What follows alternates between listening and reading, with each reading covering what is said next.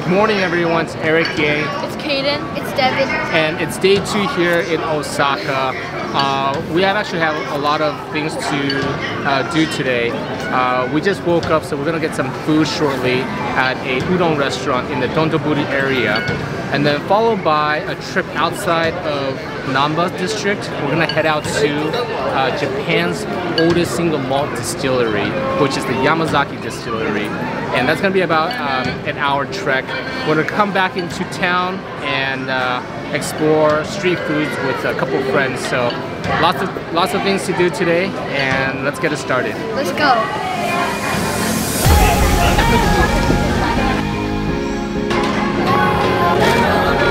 So we actually just stumbled across a restaurant here behind me.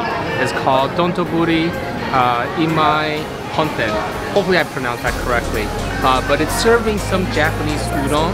We heard that this is really a must-try when you come to the area. So a day like today, it's a little bit cold. You can see that I got my jacket on. We're looking to try some udon soup to help warm the soul. So let's go check it out inside. Located inside Doutonbori Imai Honten, and they serve some of the best udon here in Osaka. You can see I got a set here with some fried tempura on the side with rice. Look at this here.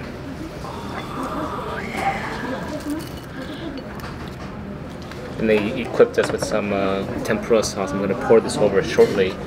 And here's some sweet tempura and udon with broth. It's nice and hot, so I'm gonna try this very soon.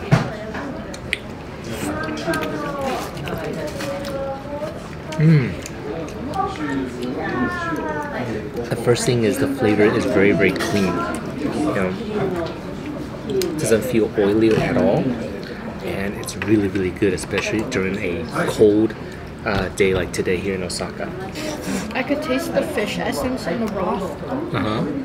And this is just has been soaking in the broth for a little bit, so. I actually just took a bite of this sweet tofu here. You can see how it's very porous. Oh man, it's sweet in the most delicious way. Oh my gosh. The first bite I'm gonna go for is the tempura shrimp. Oh, it's light, it's airy, it's crispy. Less crispy after I put the tempura sauce on top of it, but it is so good. I don't even know how to explain it. The shrimp, the meat's super sweet too, and it feels fresh. It doesn't feel like this has been frozen for days or weeks, and they just pull it out of the back of the refrigerator. So everything feels fresh here. So they also include some small sides. Look like some daikon radish and some chopped greens. Give this a try. Oh, it's pickle.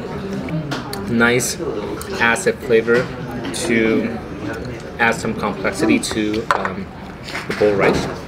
I'm going to move on to the second piece of my tempura. I think this is, it looks like to me sweet potato, but I'm not exactly sure yet. I'll let you know very soon after I take a bite.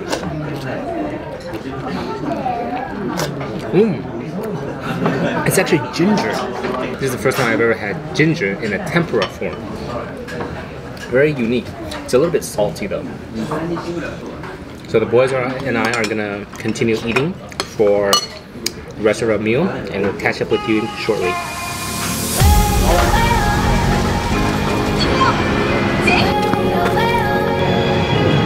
Everyone, we just got onto the JR line on our way to the Yamazaki Distillery.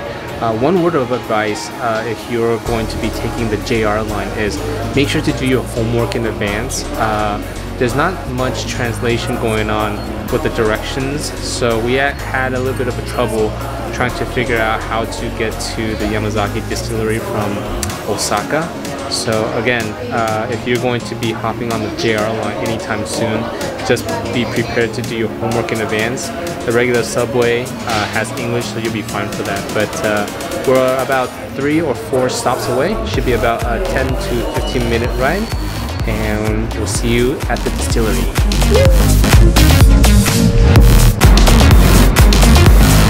Everyone, the boys and I just got off the Yamazaki station and we're on our way to the distillery. We need to walk about 5 to 10 minutes to get to the distillery, and this area here is a little bit more quaint and quiet compared to Namba where we're based. So it's really nice, and super excited about the distillery. We're very close. Hey guys, this place is pretty awesome. We just entered here in the Yamazaki Distillery, and we're here in the museum section of the distillery. Onto the left, you actually have an entire line of the Yamazaki history, starting from 1923 till present. And for those whiskey fans, this is like the holy grail of whiskeys here. So right here on this wall, you actually get to see some of Yamazaki's core line. You know, down here you have the regular Yamazaki single malt whiskey, and now you have the age statement starting with the 12-year-old, going up to the 18-year-old, and the prize 25-year-old. And out here to the right, it tells you a little bit about the taste profile of each whiskey.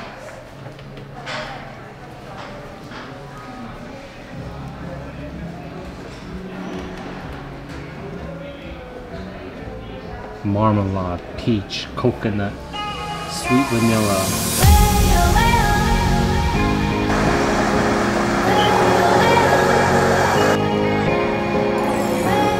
So behind me you have the wall here showing the Hibiki brand.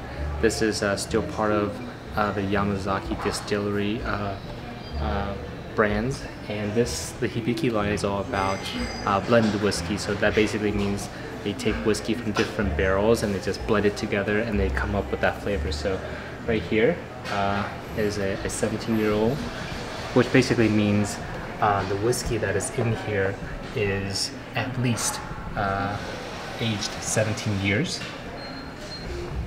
To my right, you have a couple more aged Hibiki whiskeys. They have here the 17-year-old, the 21-year-old, and the 30-year-old. Hopefully today we get to try the 30-year-old, and this is really special because it is very hard to find any of these whiskeys, especially one that is 30 years old.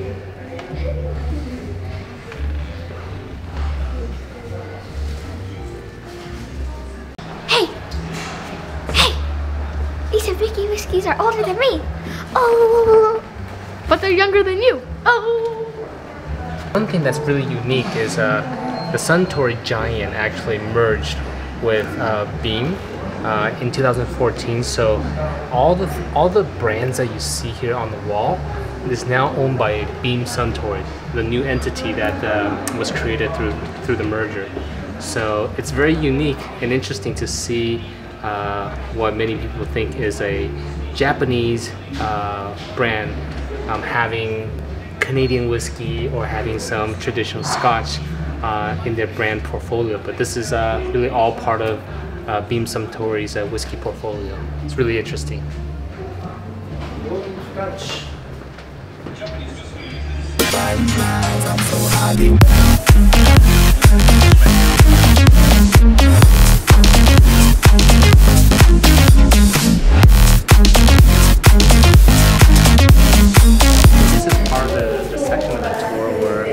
I'm actually getting really excited. Hopefully we can head downstairs to try a little bit of the whiskey, and we'll see if we can get some of the higher aged whiskey down there.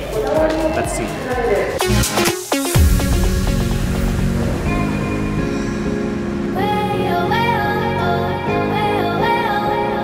So this is my favorite part of the tour.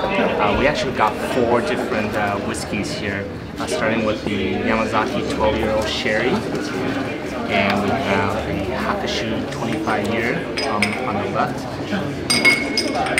And this is the only blended whiskey that we got from Hibiki. And lastly, this is the Yamazaki 25. So for the taste test, we're going to start with the Yamazaki Sherry Cask, 12 years old, which basically means the whiskey in here has been in the barrel for at least 12 years old. Oh my god. That smells so good. It's so fragrant. It's really fruity. Dried fruit, honey.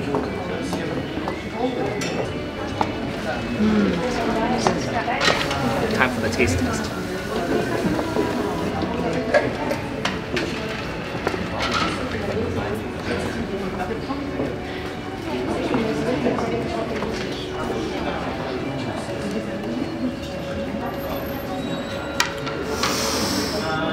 Wow.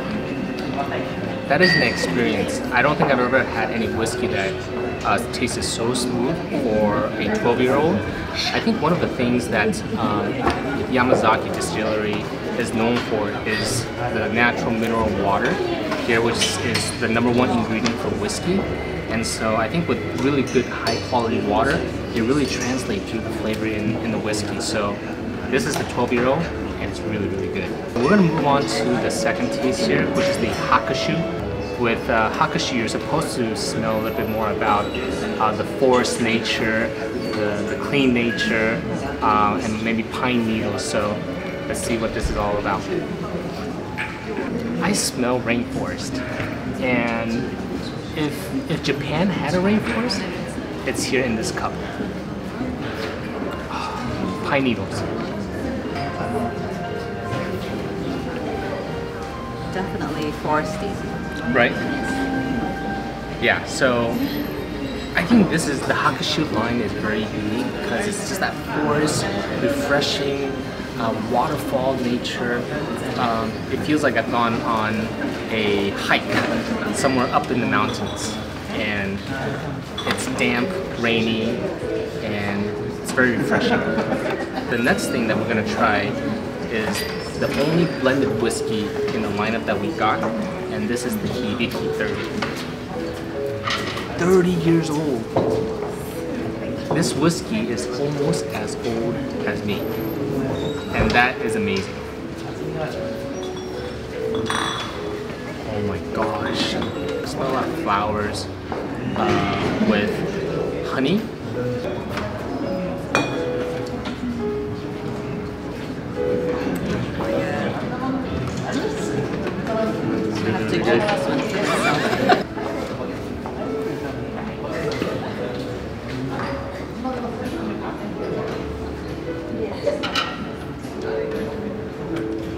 Oh my gosh. This almost goes down way too smoothly. It's actually quite dangerous because I feel like I can drink the entire bottle in one single night. You don't want to see me wake up. Yeah, you probably don't want to see me, drunk the next day with an empty bottle of Hibiki 30 and I'm out of $3,000 or $5,000 for this bottle. But really good and dangerously drinkable. Moving on to the last whiskey that we got here is the Yamazaki 25. And the first thing is look at that color. So the Yamazaki 25 is supposed to showcase a lot of sherry cask flavors. So a lot of ripe fruits, dark fruits, berries, prunes, and I think when I smell it at the nose, it really showcases those notes.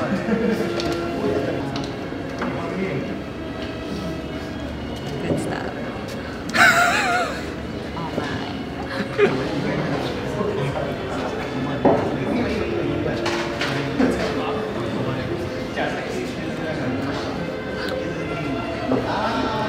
Wow, wow, wow, wow, wow, wow. This has a older flavor. I think has that dark, dry fruit. This will be a little bit of a sipper, so you can take your time on this throughout the night.